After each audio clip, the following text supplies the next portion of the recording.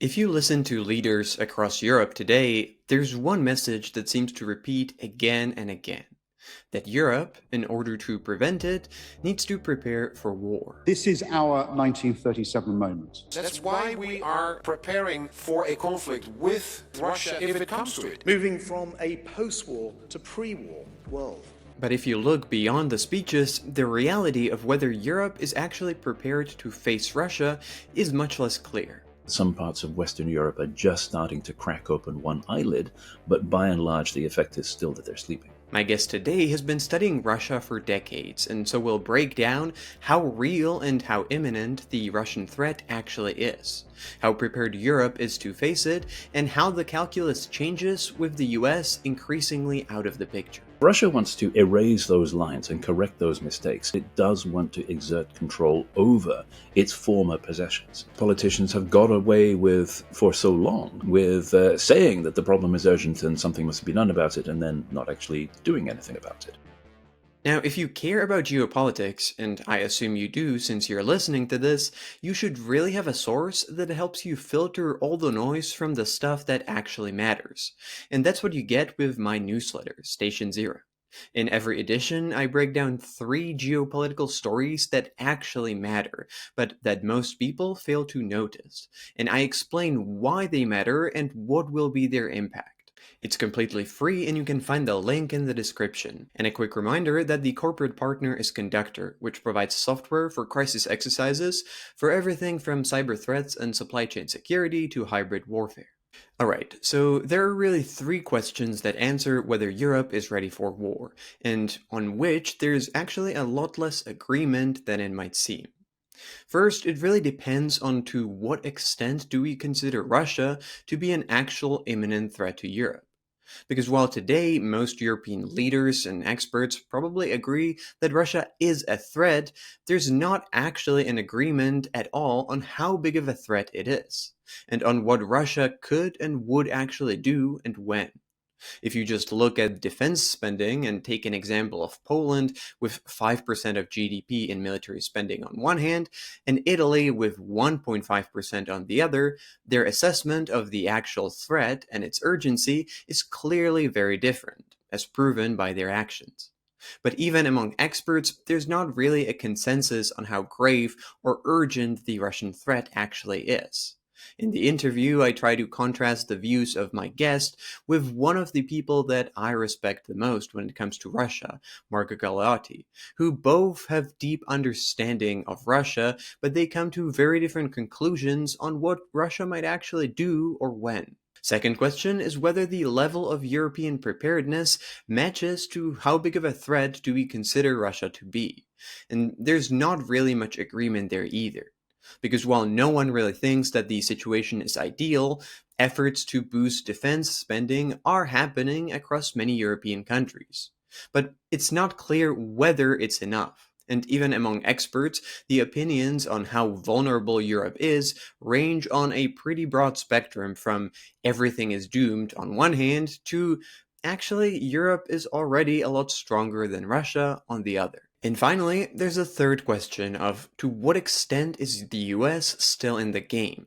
How much of a role it will play in European security, and how much would change if it left Europe entirely? Because while there is a pretty widespread feeling that Donald Trump is not exactly a reliable ally, many European leaders do not seem to think that it's a lost cause entirely, and instead try everything they can to keep the US in Europe, at least partially. I wanted to explore all those questions, and so I spoke with Keir Giles, a Russia expert, a longtime analyst at the UK Ministry of Defense, and an author of a book, Who Will Defend Europe, which pretty much tackles all these 3 questions. So, welcome to the podcast. Thank you. A key premise of your argument is that Russia has woken up and it's out for blood, and the frontline states of Europe would definitely agree with this, and I would say that this view has become more mainstream recently. But I actually had a chance to ask this question to someone who I deeply respect on all things Russia, and who I'm sure you know, Mark Galeotti. And He is actually very skeptical about this, and he told me in an interview that there's no evidence that Putin has territorial ambitions in Europe, and he disagreed with the notion that that Putin would be trying to rebuild the Soviet Union or reestablish it in some way. And I think today few people in Europe would disagree with the statement that Russia is a threat, but the disagreement is more in how big and how imminent of a threat it is. So to start with, how big and how imminent of a threat Russia is in your view, and why is that? In terms of the Russian threat, yes, I'm not surprised that Mark says there is no threat. There are still people in Europe who say that Russia does not have territorial ambitions, that it is not seeking to expand its borders beyond the borders of the Russian Federation that we see on our Western political maps. That view is far less prevalent now than it was before Russia launched the full scale invasion of Ukraine. And furthermore, it is, as you said, eroding gradually across Europe because we've had so many now chiefs of defense intelligence, chiefs of armed forces, foreign ministers across European countries and the United States as well, saying that their assessment is that, in fact, Russia does mean to push forward. And that, of course, is a complete contrast to the situation we had before 2022, where those countries that were privy to classified intelligence about what Russia was planning understood perfectly well that Russia was going to launch an invasion, but the rest of the continent was still unable to bring itself to believe it. So it's been a 180-degree flip there. So those people that say that Russia doesn't have any territorial ambitions are discounting everything that Putin has said about his program to revise the historical borders of Eastern Europe and looking instead to other sources of explanation of Russian behavior. It will be an ongoing argument, and sadly, it's not one that it will ever be able to be proven one way or another. Or rather, let me correct that. It'll be proven one way if and when Russia mounts its next invasion.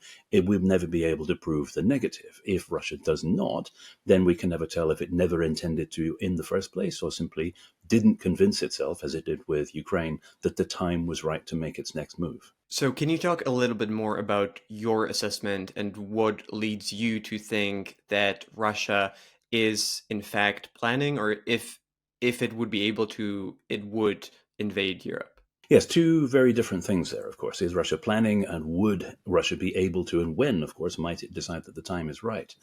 We'll have to look back at what Putin and those around him see the world, how they see the borders of the world beyond Russia itself, and how many of them are utterly convinced that those borders are a mistake. And those countries that we think of as sovereign, independent nations that are outside Russia should, in fact, be under Moscow's domination.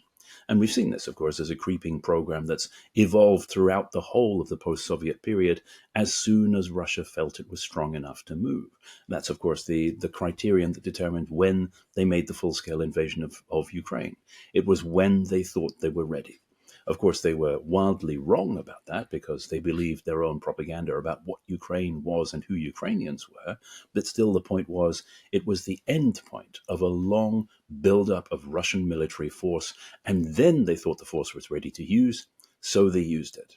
Now, of course, who is the next target is a constantly shifting equation. We hear a lot of talk about how one or more of the Baltic states might be next in line, but in fact, it depends more on the return on investment that Russia would get for launching some kind of attack like that, investing risk and resources, and, of course, what they get out of it. So the political gains from doing so might be far more effective or might be far greater than taking a small slice of territory, which a lot of people seem to think is the only way in which Russia could challenge NATO and reassert its domination over the continent. There are plenty of other soft, juicy targets behind the frontline states. What kind of targets do you have in mind? Where do you think that the ratio of risk to reward would be the highest? Well, let's take a hypothetical situation. You have now the so-called coalition of the willing being notionally constructed across Europe, with the UK and France emerging as lead nations that are pulling this together. Now, that means that the UK is setting itself up as an adversary to Russia, even more than in Russia's fevered imagination it already was, because they are putting together an effort that will deeply frustrate Russia if it comes to fruition, by putting forces in place to impose or sustain a peace in Ukraine and obstruct Russia's plans for taking more of the country. So Russia will plainly want to influence the UK's political decision making and coerce it away from doing something. Now, that is a classic situation for where Russia's theories of coercion and deterrence come in. How you do damage to a country in order to change its political course and in order to force it either not to confront Russia or to submit and pull out if it already has done. And that's where we see all of the ways in which Russia has practiced delivering damage at extremely long ranges coming into play. Whether it is overt, like missile strikes from high up in the Arctic, whether it is covert, like sabotage, assassinations, murders, all of the things that we've seen playing out across the European continent over the last year, as isolated pinpricks so far. But if they were mass and coordinated, if, for example, it was a mass coordinated ransomware attack against a health service in a country, then it is a means of exerting pressure and a means of coercing a political decision, and the UK would be a prime candidate. If we get back to the question of Russia possibly taking a territory, which is what most people probably imagine more when we talk about Russia attacking Europe, do you think that Russia or its current leadership has territorial ambitions? And if so, what kind of form do they have? How far do they reach? And what is, you think, the end goal in their eyes? Are they trying to, or would they want to rebuild the USSR or get back to where they were prior to 1989? A lot of people are thinking about rebuilding the USSR, but Putin's ambitions go further back in time. Part of this process of rolling the clock back to a time when the Russia of Putin's imagining was more accepted in the world actually thinks back a century to 1914 and the Russian Empire and the way Russia was permitted to act as a great power which was exempt from the rules and to exert this domination over its neighbors. And that's what Putin has explicitly recalled when he talks about the lines on the map that we see today being laid down by the early Bolsheviks at the start of the USSR and calling that a historic strategic mistake. So if Russia wants to erase those lines and correct those mistakes, it doesn't necessarily need to do so through territorial control, but it does want to exert control over its former possessions. And we see the different forms in which that can actually take place. In Ukraine, with an overt military invasion. In Belarus, with creeping political consolidation over a number of years. In Georgia, installing a pro-Russian party and then trying to make sure that they stay in power.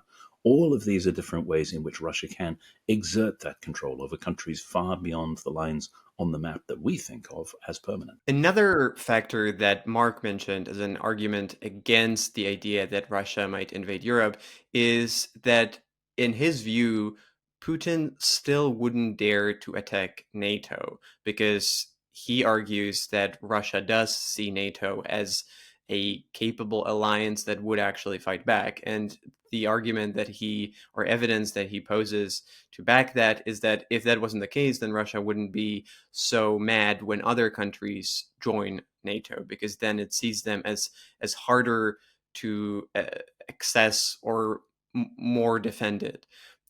So, in your view, do you think that as long as NATO still exists, would Russia dare to attack it in some kind of a more overt, open way? As long as NATO exists and Russia is convinced that NATO would act as a single unified whole to resist an attack and that the United States would be on board with this, then yes, definitely Russia is not going to attack, because the very last thing they want is a confrontation with the US, backed by NATO or not, because that would aid very swiftly and conclusively for Russia. But in the current situation, where it is not at all certain that the United States would meet its commitments, that's a very, very different story. And so when you do hear, for example, the Chief of the Defence Staff in the UK, Admiral Sir Tony Radakin, talking about how Russia would not attack NATO, of course that's true. Russia's never going to attack NATO as a whole entity, including the United States. But that's a very different thing from Russia perceiving that there might be circumstances under which it could attack a NATO nation if it had convinced itself that the rest of NATO was not going to come to the rescue, and particularly if the United States appeared to be sitting on the fence. And we should also forget that Russia doesn't actually have to be right in its calculations of when to go to war for the consequences to be devastating. They were completely wrong about the prospects for their intervention in Ukraine, but that doesn't matter because it has still killed people in their hundreds of thousands and wrought devastation to the country they're attacking. The final argument that I would probably pose against the threat of a Russian invasion being realistic or imminent is the fact that Russia is still bogged down in a war in Ukraine, and even after the war ends, it will probably have to spend years and a lot of money to rebuild its military before it can think of attacking somewhere further. And the way it looks so far, Ukraine will probably still remain as an independent country and sort of a thorn, a pretty massive thorn in Russian side. So if it wanted to attack Europe, it would still have a possibly open front line with Ukraine aside from that. So how do you assess all that in your view? Well, this brings us back to the structure of the book, because obviously this is one of the first questions that will arise in people's minds when they think about Russian military power. Isn't it the case, people will argue, that this has been a conflict in which Russia's land forces were eviscerated, and so they don't have anything with which to attack the rest of the continent? Also, if they're being held on the front line in Ukraine, doesn't that argue that they're not actually capable of pushing forward anywhere else? There are two problems with that. The first is that Russia has already rebuilt its armed forces, not the same as they were before, larger, less competent, less well equipped, but conducting the kind of warfare that Russia has evolved during the course of this conflict, and doing so very effectively. So the people are there, and Russia has not yet run out of manpower. The second problem is that this only affects the land forces.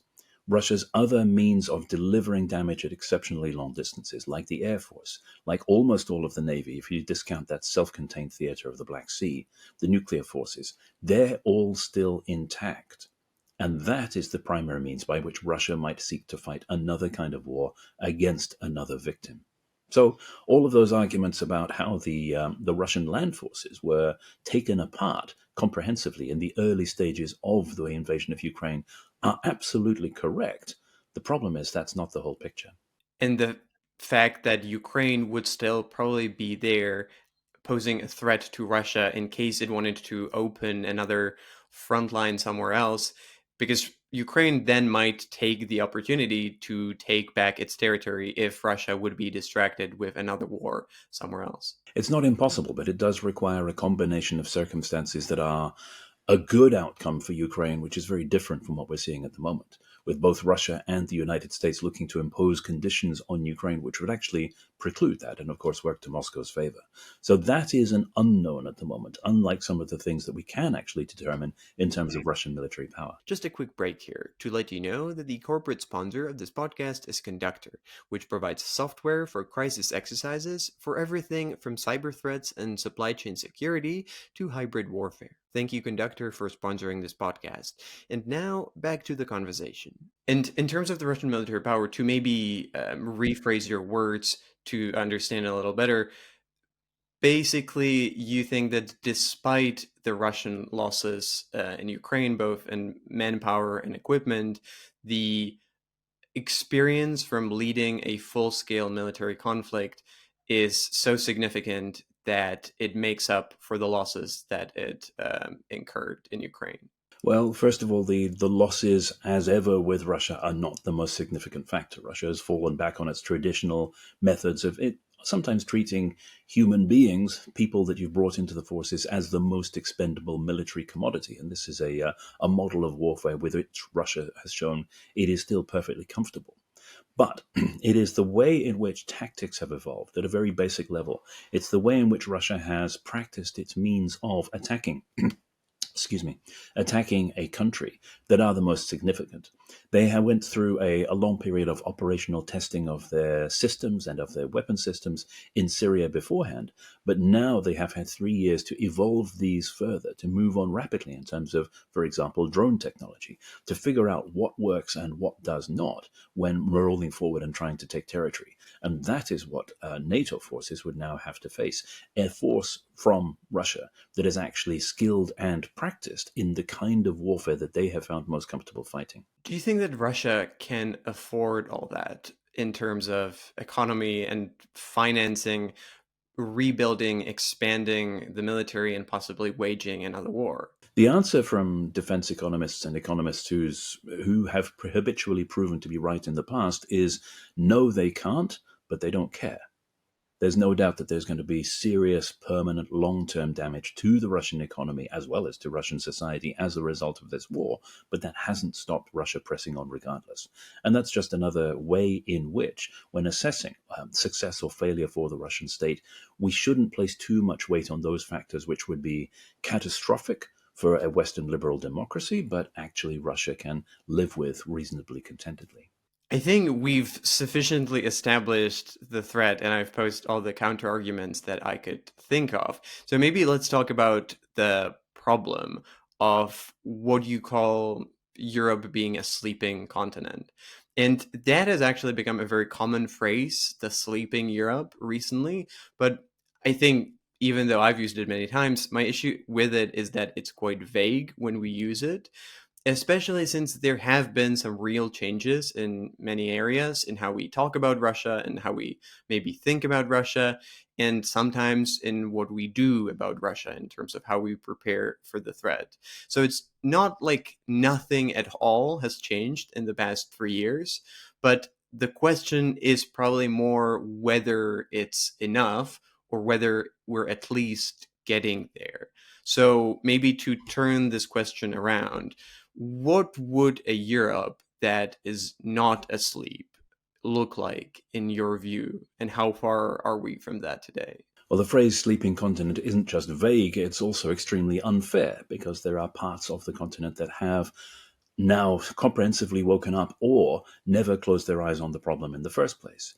And that gives us the answer to the question, what would an awake Europe look like? It would look like those frontline states that understand the problem and that have invested both in their military defenses and their civil and societal defenses and resilience in order to try to mitigate the threat, to deter Russia if possible, or to be prepared to survive if deterrence fails. Now, I use the phrase in the book a lot, west of Warsaw, because that is a fairly handy dividing line. It's a little unfair, of course, to those countries that are geographically north or south and more or less on the dividing line that have woken up.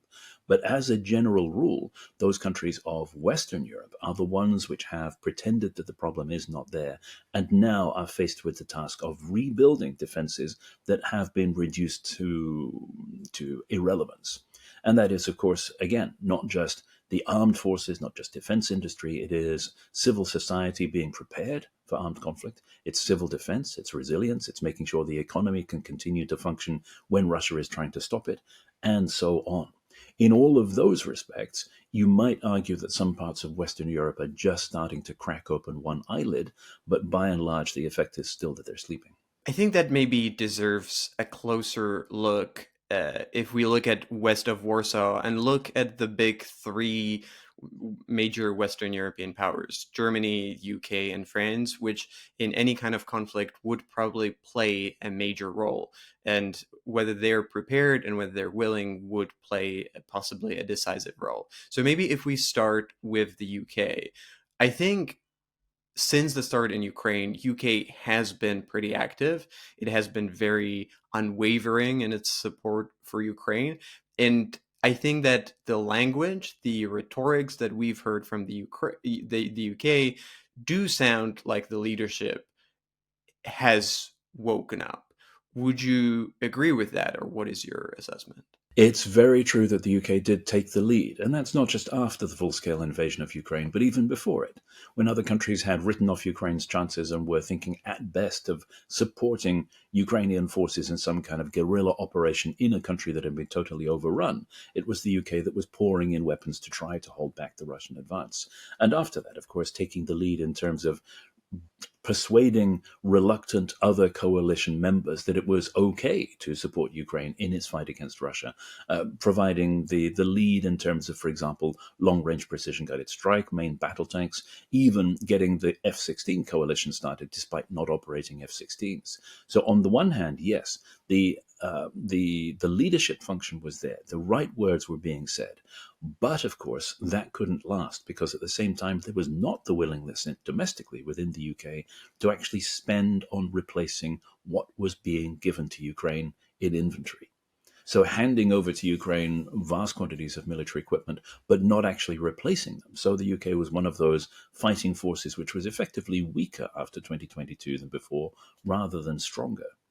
Now you have a new government that has belatedly woken up to the problem and promised that it is increasing defense spending, but only by incremental amounts. It's not the kind of transformative investment that we've seen in countries like Poland, where you're overhauling your defense forces with the criterion of trying to make them relevant for today's challenges. Instead, it's tinkering around the edges and a lot of accounting pretenses to try to pretend that defense spending has gone up rather than actually doing it. And the effect of the long decades of drawing down British military force are now visible in the conversations about potentially putting a so-called reassurance force in Ukraine. The relatively tiny numbers that the UK would be able to deploy, the questions over whether they would be able to protect themselves against Russia at all without US overwatch, and the idea that in order to put a tiny contingent in Ukraine, you have to draw down the force that is there as a deterrent in Estonia, have all shown people across that region, across the Nordics and Baltics in particular, that the UK, as what they thought of as a military heavyweight, a mini superpower that had a strong military that would come to the rescue in a crisis, was actually a misinformed view of the UK's actual capabilities. I think the UK is a good example of something that we see in many other places around Europe, but I think in the UK it's particularly visible and it could be a good example to use, which is that if I listen to British leaders in recent years, whether conservative or Labour, rhetorically, they are aware of the threat. And if you listen to them, you would get the impression that the threat is really there, it's really imminent, and it's really a priority. But then in reality, I feel there is massive cognitive dissonance between what they say and the policies that they actually enact, because the steps they are taking just do not match at all with the level of threat they are rhetorically saying it is. So maybe on the example of Britain, why do you think that this happens? I think it's because politicians have got away with, for so long, with doing that, with saying that the problem is urgent and something must be done about it, and then not actually doing anything about it. But of course, that reality, that gap between say and do, is now biting hard. And the extent of the pretense and the deceit that has gone into selling the idea of the British Armed Forces, not just to the public in this country, in the UK, but actually across Europe, is now exposed. And now, of course, that forces one of two possible choices. Either you act to correct it as urgently as you can and hope that it's not too late, or you give up altogether. Because if it is the case that a European armed force cannot project power forward to defend us in Ukraine if Russia doesn't want us to, then you have to ask the question, what exactly a European armed force is for? Moving maybe from the UK, I think it's worth exploring the other two powers, Germany and France as well. And maybe starting with France. That is another example of a country that has been taking quite a leading role. France is also known as a country that has managed to keep up quite a formidable military, and Macron has been taking this leadership role in trying to formulate a common European position and take a bit bolder approach when it comes to Ukraine and Russia. Do you think that France is perhaps a good example of what it should look like? France provides a great example of how it is possible to change political course in the face of reality. Because for so long, France was performing according to stereotype as one of those Western European countries that actually would rather the problem went away because they really want to get on with President Putin and restart business. But it's under Emmanuel Macron that has turned around. He, to use the phrase that described him from one of his colleagues that I put in the book, he's been radicalized by disappointment because he has attempted to work with Russia and discovered that this is not possible when Russia is set on a very different set of relationships. So again, you've had a slight gap between what is said and what is done, but Macron, when he talks about Russia and how to confront it, has the advantage that he is far more reality-based than, for example, Keir Starmer. So when Macron responds to Russian nuclear threats by simply pointing out that France has nuclear weapons too, or when he discards and discounts all of this conversation about whether the reassurance force in Ukraine would actually be contingent on Russian acquiescence, He says that doesn't matter. And of course it doesn't matter, because the whole point is to frustrate Russia's plans. I think that the key difference with Macron that I see is the level of confidence that he displays. And I don't know if that's about France and its preparedness and military capability, or to what extent it's about Macron individually and personally and his kind of own confidence and maybe leadership qualities. Thank you for listening to this conversation. If you'd like to hear the rest of it, you can find it on my Patreon. Click the link in the description or go to patreon.com/decodinggeopolitics. And if you decide to become a supporter, you get bonus content, Patreon-only episodes, and you will be able to ask questions to my future guests.